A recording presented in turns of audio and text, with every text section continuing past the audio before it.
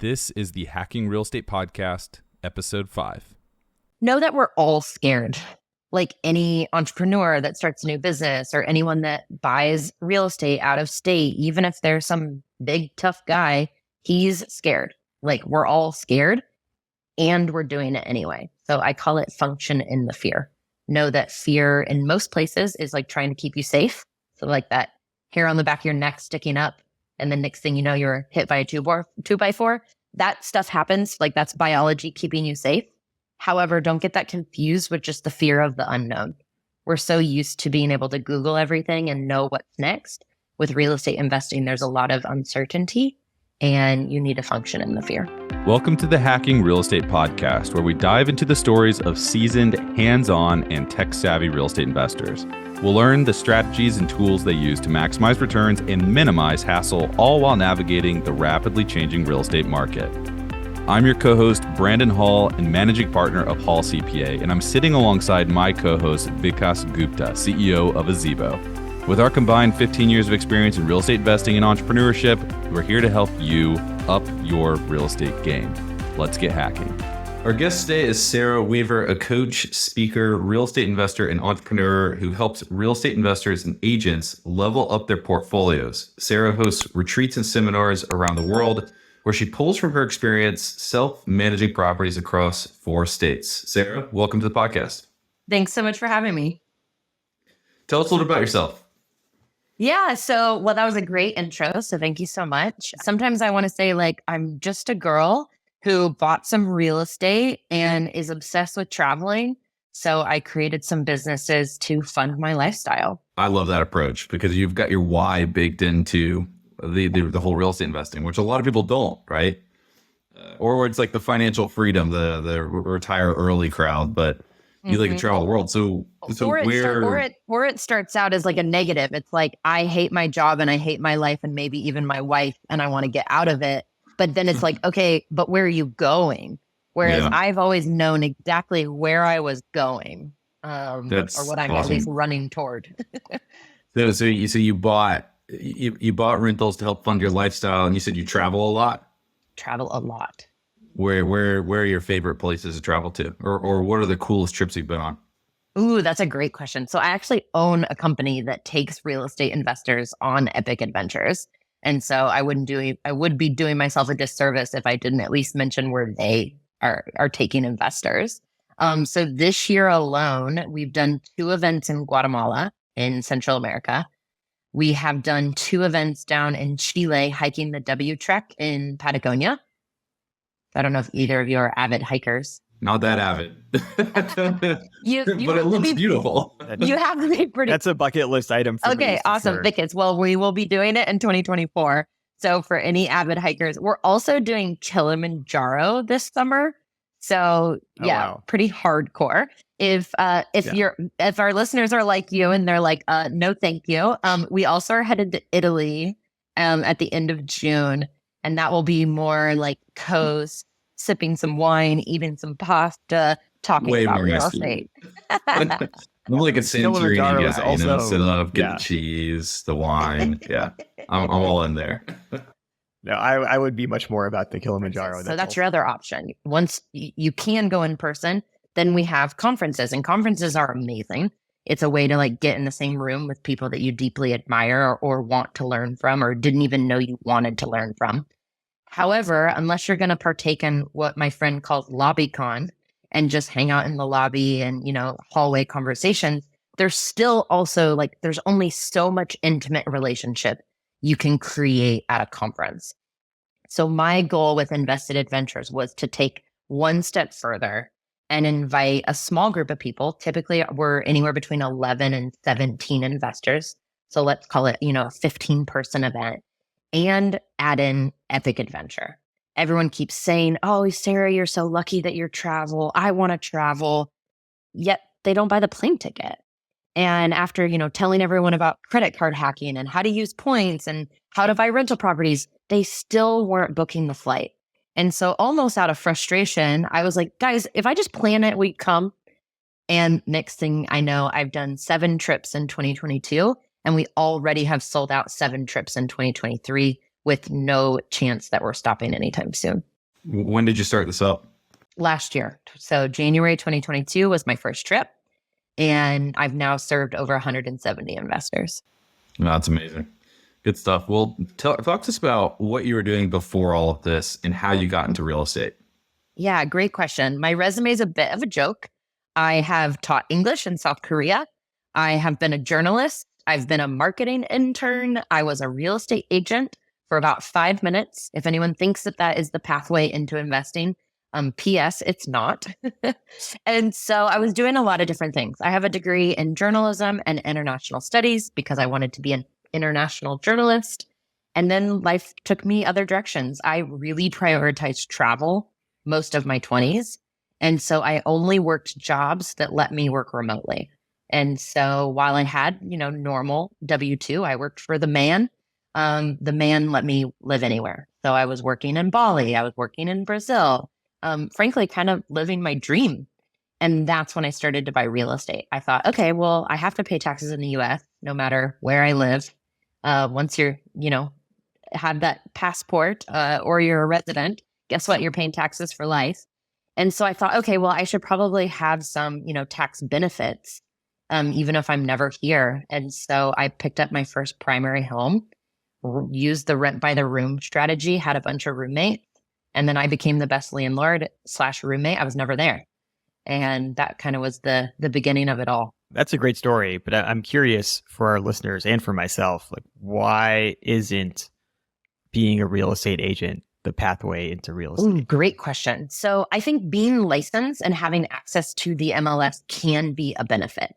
However, if you're going from zero, meaning you haven't read the books or the podcasts but yet you want to learn about real estate investing, going and getting your real estate salesperson license is not going to teach you anything about real estate investing. And I'll just add in my 2 cents there too, because sometimes I get frustrated with how agents get compensated, but I always try to remember that when you're working with a real estate agent, you're not necessarily paying them for that one deal. You're paying them for the pipeline that they're working to build.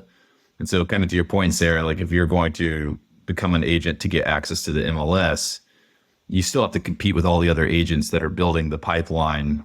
So it's almost just like, is it just easier to just go and find some of the best agents to work with to send you deals and just become known as the person that can close on those deals? Yes, I think so. I love working with investor-friendly agents. I can teach investors how to, what I call, get to the top of those agents' lists, because that's exactly, I love what you said. You want to be the person known for being able to close. So investors hear that. And then agents, your benefit to everyone is to be a rock star at finding deals, ideally off market, but don't get me wrong. I've bought a perfect burr off of the MLS, so found by an investor-friendly agent.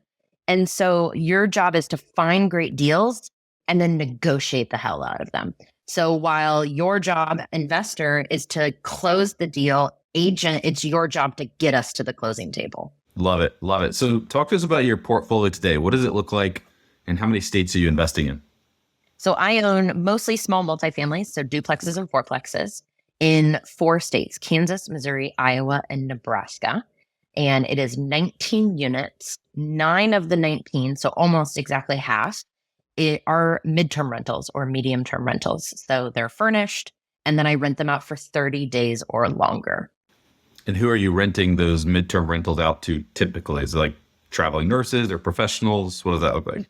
It really varies. My units in Omaha, Nebraska, almost always travel nurses. So travel medical professionals that get 13-week contracts at the hospital. They book in my unit. They either find me on Airbnb or a website called furnishedfinder.com. But just this morning, I wrote up a lease for my property in Des Moines, Iowa, or Urbandale, Iowa, to be specific.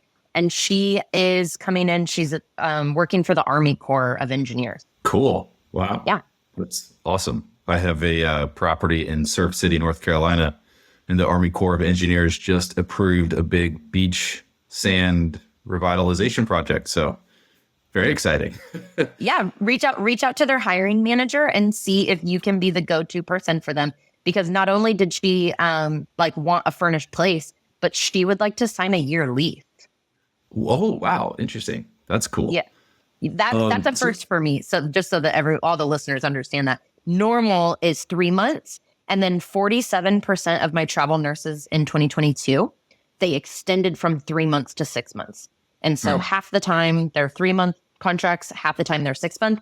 This will be my first 12-month, and I'm pretty excited about it because here's the numbers. She'll rent it for $1,900 a month. It's a duplex. My duplex has one unit that's an MTR that she'll rent. The unit next door is a long-term rental. It rents for $650. Oh, wow. So she's renting it for $1,900 a month. The unit right next door is renting for $650. And he's under market rent. Don't get me wrong. He should be at about $800. Still, though, almost 3x, 2.5x. Uh-huh. That's amazing.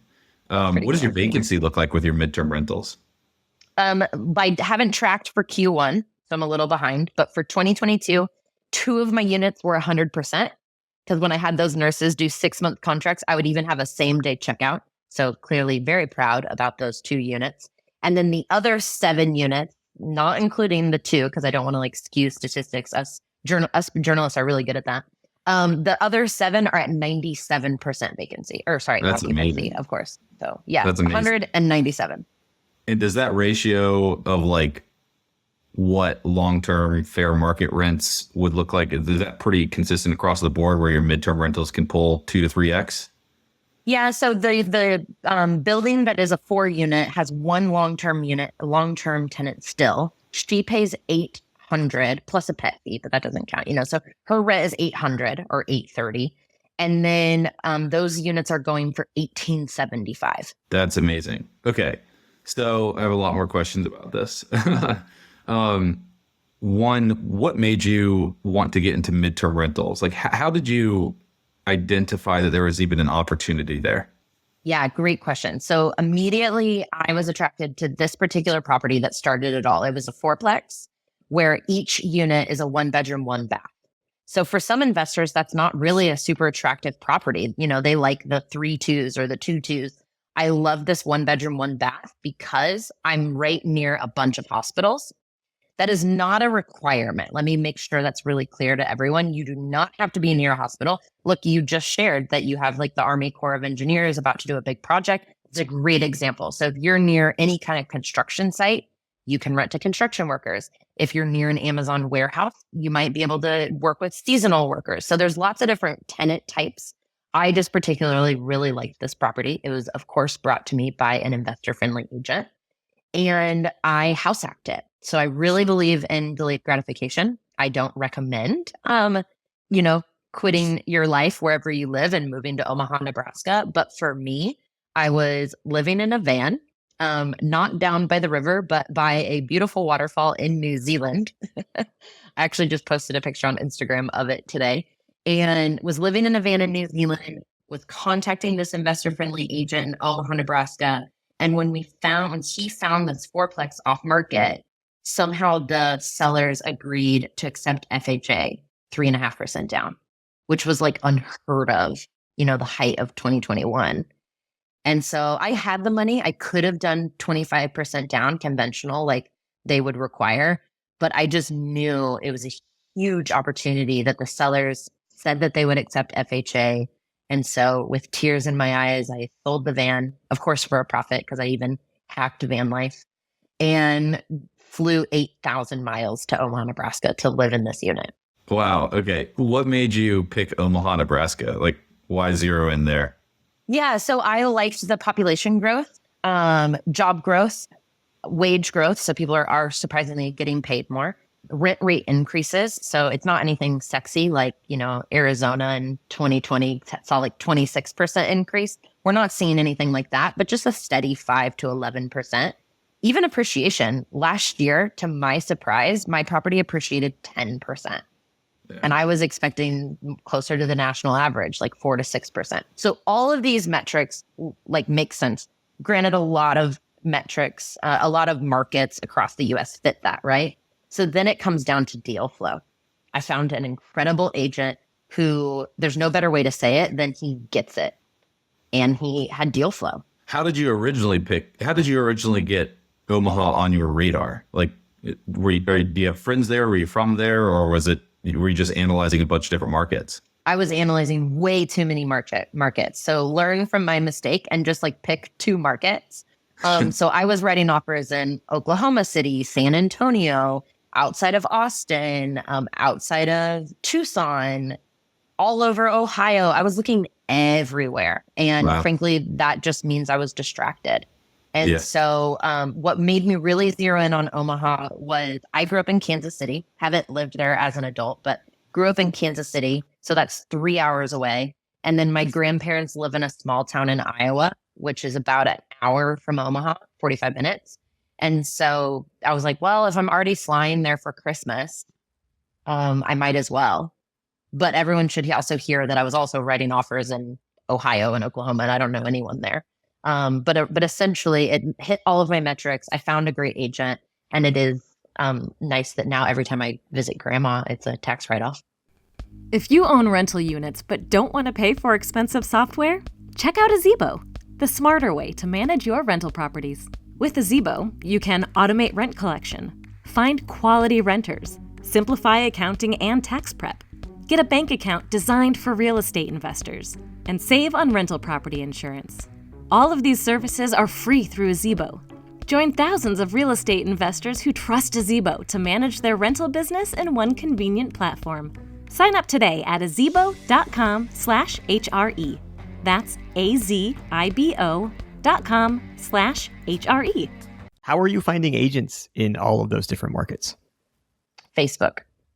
I can tell you guys exactly what I did. I opened Facebook. I wrote in the search little bar, real estate, and then the name of the city. So, real estate Omaha, Omaha real estate investing, Omaha buy, rent, and sell. And then just like a ton of combinations. And then this is going to sound like really weird advice, but I think it's key.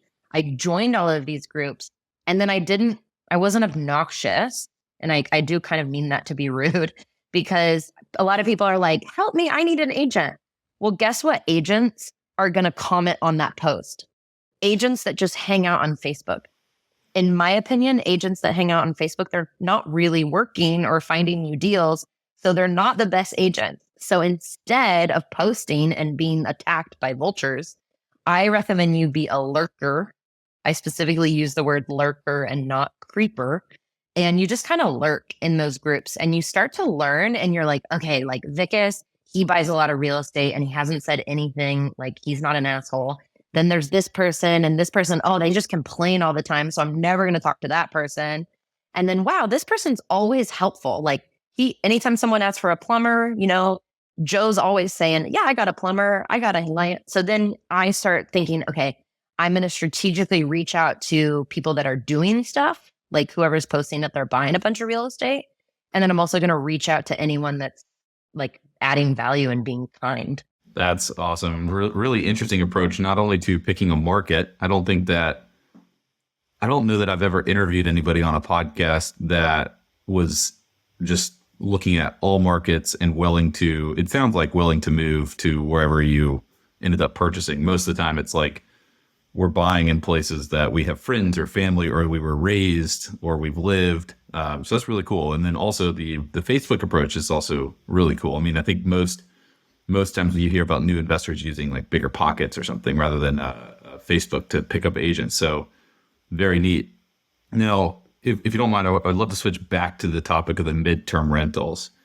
So you bought the 4-unit. Was that your first midterm rental that you tried? It was. So what happened was I moved into that unit and I furnished it because I lived there. And then I immediately put it on Airbnb. I was like, oh, well, I can rent it on the weekends and then go stay at grandma's. Because again, you guys, I'm very into delayed gratification. By no means is this good life advice, okay? So this is what I was thinking. And my very first Airbnb guest asked to stay all summer. And a normal person would be like, no, I don't want to be homeless. Where I was like, oh, you're going to pay me $1,875. I was immediately turning around and looking at Airbnb in Mexico. Where can I stay for less than $1,500 and just live off of $1,875? And more or less, that was like the beginning of it all. Very cool, because I love that story. because you got a taste for the midterm rentals almost accidentally, but that exposed that entire space or exposed you to the potential of that entire space. Because I think a lot of people, when they buy their first like property that they're going to Airbnb, or they're thinking about, should I Airbnb or long-term rental? The question is like, okay, if I Airbnb, I'm taking this risk of furnishing the entire property, and if it doesn't work, that's going to stink. But for you, because you furnished it, lived in it, and then rented it on the weekends, it's a very low risk, in my opinion, way to try it. And then all of a sudden, wow, look at this opportunity of midterm rentals. Very cool. And what was really interesting is I don't want to like dumb down my experience by any means. Like I definitely knew about travel nurses and that phenomenon. And I definitely like intentionally bought this building. However, I wasn't anticipating how every single tenant from then on out was going to be a travel professional, like traveling medical professional. And so what's really interesting is in that very first month as a landlord of like a fourplex, I had owned a duplex before, owned a single family, but I had never owned a unit like this or a building like this. In that very first like 60 days, my tenant below me vanished in the middle of the night, like just pieced out and like wrote an email and was like, I'm gone. And I immediately called the property manager because I am still self-managing. I was self-managing. And I was like, what do I do? And they're kind of like, good luck. You're probably not going to get anything from these people. They're just gone. And instead of panicking, I like immediately got on Facebook Marketplace and started buying furniture because I was like, oh, this is sick. I'm going to furnish that one too. And so I furnished that one. Then the tenant in the other unit, he'll probably never hear this. He was so rude. He was such an asshole. I was so excited for his lease to come to expire. So he got a nice notice of non-renewal. And so then that unit became a furnished rental. And then I also bought the building next door. So I saw the guy next door. I'll try to make this story as short as possible, but more or less, he was mowing his own lawn, the landlord. And I knew that because I'd been on his LinkedIn. I knew how many properties he owned. Again, guys, I was lurking, not creeping. Okay. And I walked across my driveway, introduced myself, and I really took that approach of like, hi, I'm just a girl. Like, I'm just want to give you my info. And he was like, what'd you buy yours for? And I was like, well, I bought it for $320. And his eyes got as big as ping pong balls. And I was under contract within 8 days. Wow. Good for you. Okay. So you said that you were aware of the like potential midterm rental opportunity or short-term rental opportunity with traveling nurses. How do you become aware of the traveling nurse ecosystem? Like, what do you research to understand if a property in whatever neighborhood or area could be good potential for something like that? Yeah, there's two different ways to approach that. So one is you go to furnishfinder.com/stats, STATS, to see what the demand is in your market. It's a really cool resource. And then the next thing you can do is you can actually pick up the phone and call HR departments, so human resources or hiring, recruiting departments of these hospitals. It's the same advice that I give you for the Army Corps of Engineers, is get in with those people, and then you could be the number one resource for their housing when they bring in new travel professionals. And so you can call the hospitals and ask them like, how much staff are you doing? And if you're having a hard time getting on the phone with them, no surprise there. They're in like the business of saving lives, not in the business of business. So another way to do that is to go in Indeed.com.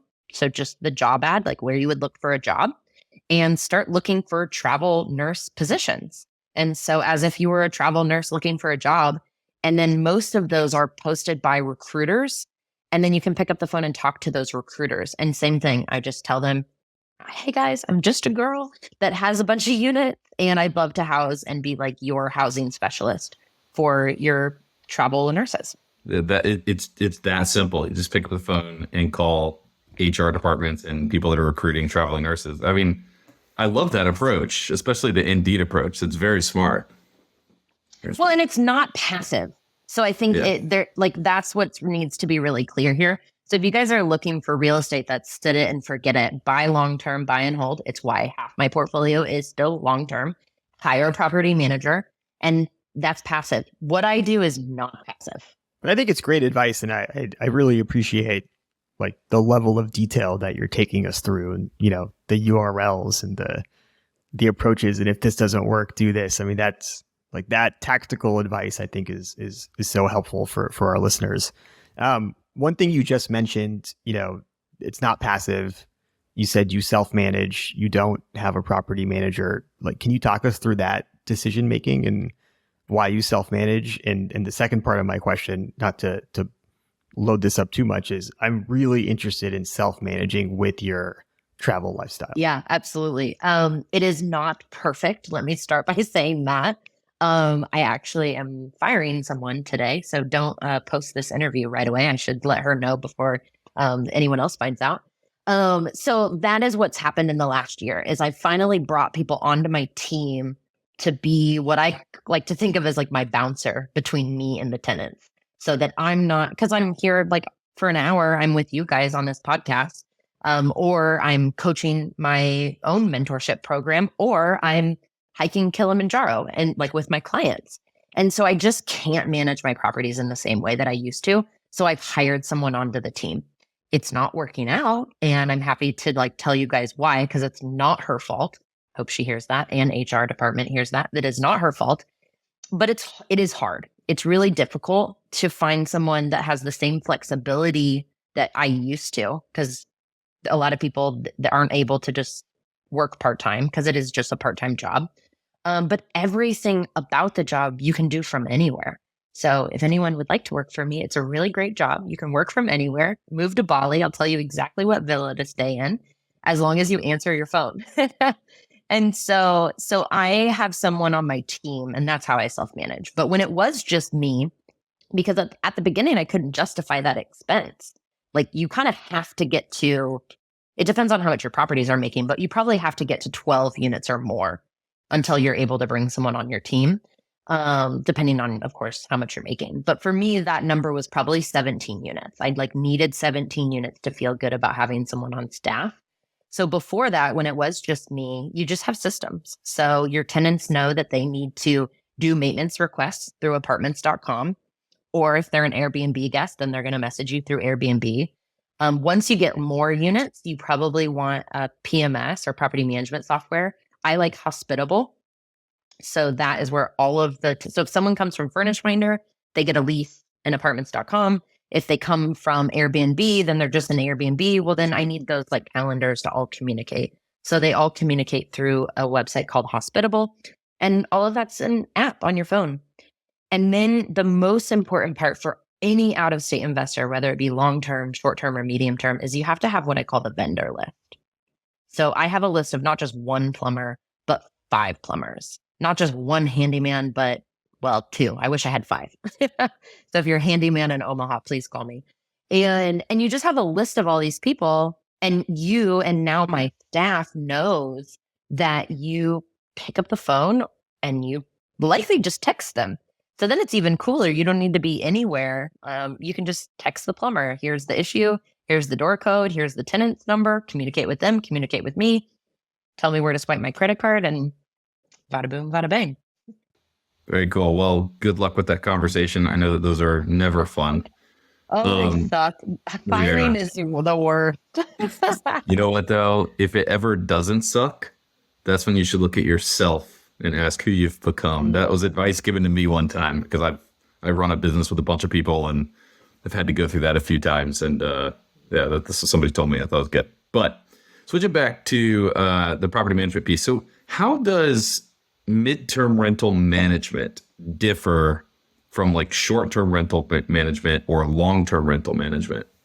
Yeah. So the number one reason why I love my midterm rentals more than a short-term rental is because they take up less time and what I call mind space.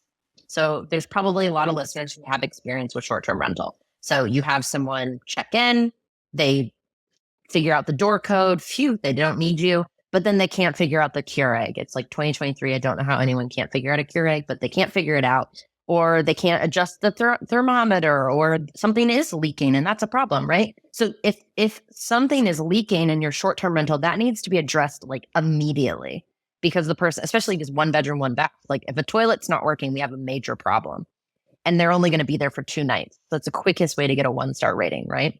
So everything is an emergency. And not to say that I'm not treating, especially plumbing issues, like an emergency, but your travel nurse is going to do the same thing. You know, they might check in, or your medium-term tenant, I should say, might check in. They might still have questions. They tend to be a little, I don't know, they're pretty smart. They usually know how to use the TV and everything.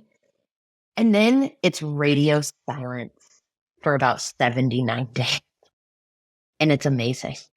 And then about 79 days in, you're like, hey, want to renew? And then in last year, as I told you guys, 47% said, yep. I was like, great. Click a button. It's done. No problem. So there was less coordinating with the cleaners, which granted it is automated. I understand that. Short-term rental people, like, put down your pitchforks. I understand that it's automated, but it's still taking up mind space. Like, how did the cleaning go? How did the check-in go? Did the review post? Are these things okay? And if you're so far removed from your properties, I'm learning, that's when mistakes happen. And so I love the medium-term rental because I can plan accordingly, and I can go off grid now for 3 to 5 days because my units are good. Everyone's fine. Everyone knows who to contact if something goes wrong. And there's likely less emergencies than a short-term rental. Great explanation. Thank you very much for sharing all of that. 2023, obviously the market's a little whack right now.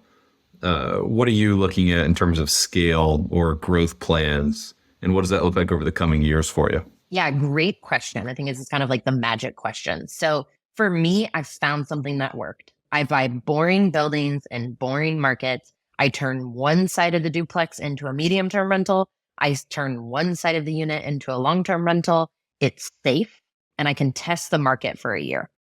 If it's great, which I already told you the numbers on one of mine, poor Marcelo, he's probably going to get a notice of non-renewal because I'm probably going to turn that unit into a medium-term rental. And so am I going out and buying a 50 unit and turning them on to medium-term rentals? No, I'm not. But I'm just slowly picking up properties that I want to have in my portfolio. I'm at a place now where I'm loving the active business. It's so fun, like growing my coaching program. I also own a company called Aria Design Services, and we furnish rentals for our clients. And so we're furnishing Airbnbs all over the country. And so I'm focusing a lot on my active business and then just picking up properties that make sense to stay in my portfolio. So if you've spun up a business furnishing short and midterm rentals for clients, what are so anybody that's listening to this that's going, man, I'm going to check out midterm rentals, short-term rentals. What are some furnishing tips that you could share with our audience? Yeah, the first and foremost is don't break the budget.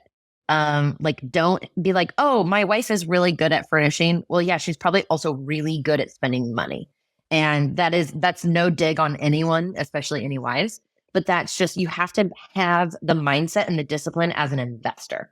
And so even though like that, let's call it, I don't know, that coffee table is so cute, if it's $75 more than the other coffee table, is that a good investment?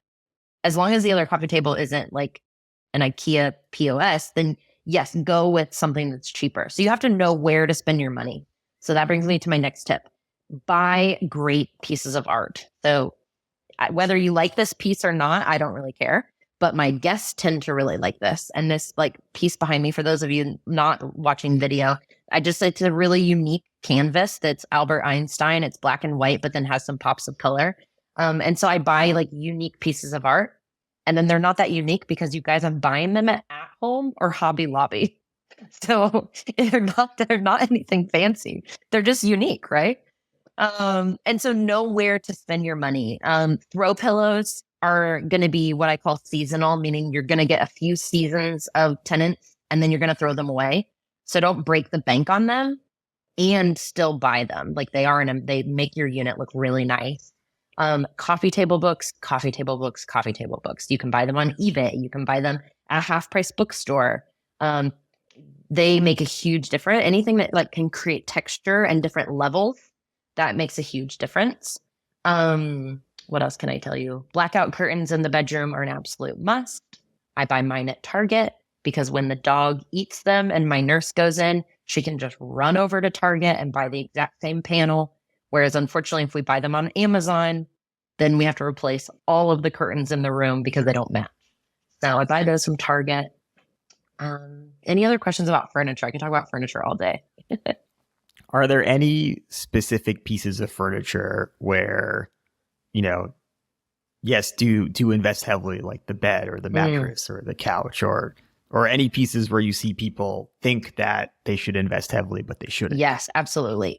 I have found really good luck with a less expensive couch because unfortunately, if you allow pets, the couch is going to be one of those throwaway things, unfortunately. So I have a great couch on Amazon. It used to cost $429, but inflation is real. And now it's about like $590. But it's fantastic. And the vendor is really great because I've had a pet ruin just a cushion and I'm able to just buy a cushion and fix it. So really like that couch. So definitely try to go not cheap, but cheaper on a couch. Whereas the beds cannot rave enough about the 12-inch Zinus or Zenus. I don't know how you pronounce this. Zinus green tea mattress. And do not get the 10-inch. It's not enough. It has to be the 12-inch. And people will be messaging you. Your guests will be messaging you, asking you where you got this bed. It's amazing. Queen or king size beds? If a king fits, go for it. If the king is going to take over the entire room, then go with a queen. Got it. Appreciate all those furnishing tips. What would you say one of your biggest mistakes or bigger mistakes has been related to your midterm rental journey? Like if you're looking back and telling Sarah, who at the beginning of 2021 was acquiring these rentals, what would you tell her to watch out for? Well, I think because I'm in the thick of it, it's like taking my eye off of the ball, thinking that these people on my team had it handled. Because unfortunately, this is the thing that we do as entrepreneurs, right? Like no one cares about your business as much as you do. And so just actually last night, in 3 hours, I filled 2 of my units, messaged 2 of my Airbnb guests asking them to extend. And this morning, both of them accepted and I made $780 for like a week of extension. And so I'm like, why can't my employees do these things? And the reality is, I did not slow down enough to train them. My previous employee would tell you the same thing. I didn't spend any time with her because I'm going from one meeting to the next or one trip or one conference to the next. So definitely my mistake, and what I'm looking to do differently is to like really properly train someone. I think I hired well. I think they're both really talented people that I no longer am going to employ. I just didn't train them properly. So that's on me. And then I think as far as buying, I think really humbly, I bought really good properties. Well, any investor probably does this, is you just underestimate like repairs. So when you buy a property, I don't underestimate any like rent-ready repairs. I've gotten really good at analyzing deals. However, these old buildings, if you have a cast iron pipe, you're going to be replacing that bad boy at some point if you own property long enough. And so just knowing that like that stuff is coming, and when it does, chill out, guys. Like as long as you have money or even just a functioning credit card, it's a business. So that's a business expense. And so don't lose your shirt or like don't ruin your personal life because you're freaking out because, something's leaking. It's just part of the business. And that's taken me years to be able to confidently say that. Before we wrap this up though, Sarah, I do have one more question about self-managing. So you talked a lot about maintenance, which is super helpful. The other piece of self-managing that we often at Azibo hear is difficult for out-of-state property owners is the move in, move out, and the walkthrough, the inspection, and just that entire process. So how are you managing that? Yeah, for my long-term units, I'm hiring someone. So usually it's someone either on the team or somewhat adjacent to that investor-friendly agent. They're kind of like the nucleus of my team, right? Like they introduced me to this guy and then that guy introduced me. So I'm contacting my investor-friendly agent, asking them if they know anyone. Usually there's like a junior agent or a buyer's agent who will, become I call them a runner. And maybe for like $50, $75, they'll go do it for you. Or you can hire property managers. So I've done that too. where I've been in a place in my business or even physically in the world where I'm like, ugh, I don't want to deal with this turnover. So you can hire a property manager to just do placement and not manage the property. And that I cannot recommend enough. And then for the midterm rentals and the furnished rentals, there is no turnover. Like the turnover and the move in, move out checklist is all handled by the cleaner. And so that's like why I like the MTRs for long distance investors is there's essentially no showings. Now, that's really helpful. And I think, one common theme that we've heard from all of our guests who, whether it's fix and flip, long-term, short-term, wedding venues, property managers, self-managing, it's the importance of the team. Like that's definitely the common thread through everything is get that team right. And the other piece of that, the common thread we've heard is, the starting point of your team is going to be that agent. Yeah, absolutely.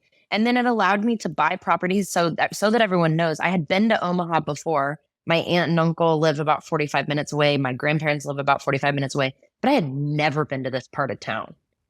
And then that on the MLS Perfect Burr that I bought was in a town I had never been to. And so definitely, if you guys are worried about out-of-state investing, like I encourage you, you can do it.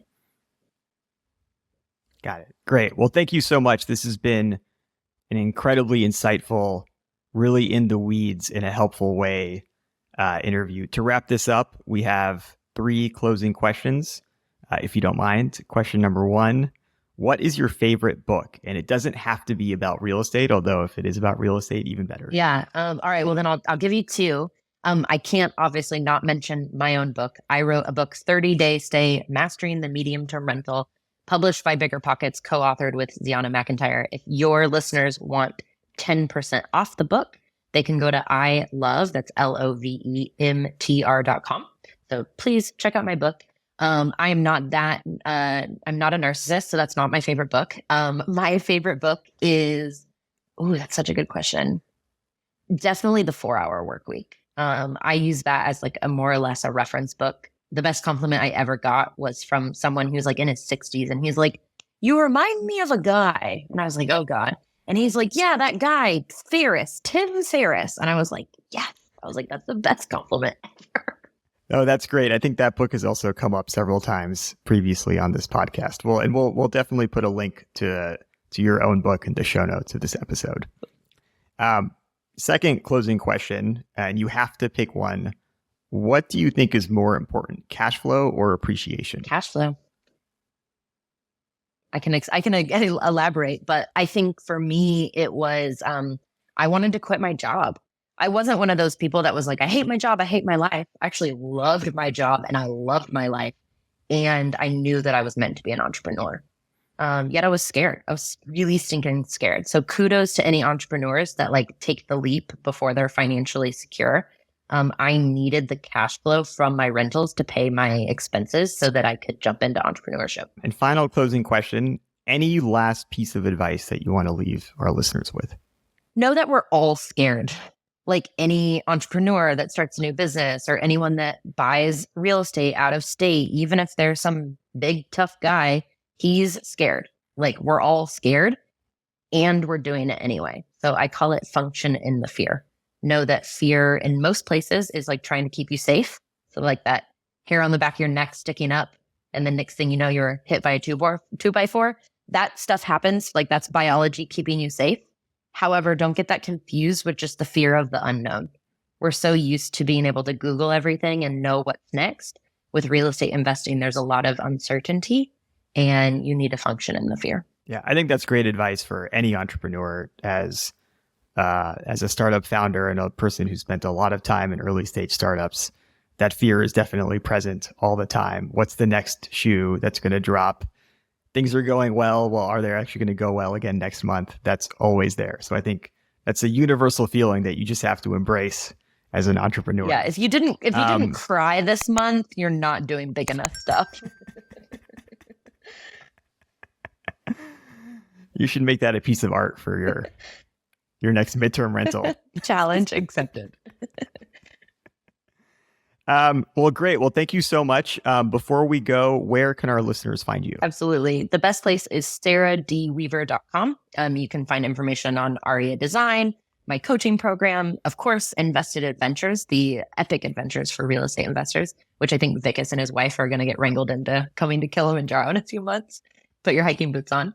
And then Instagram. If you guys have any questions about anything that I shared today, my Instagram is also Sarah D. Weaver. All right. Well, thank you so much. I think this was a fantastic interview, really insightful, and we appreciate your time. Thank you.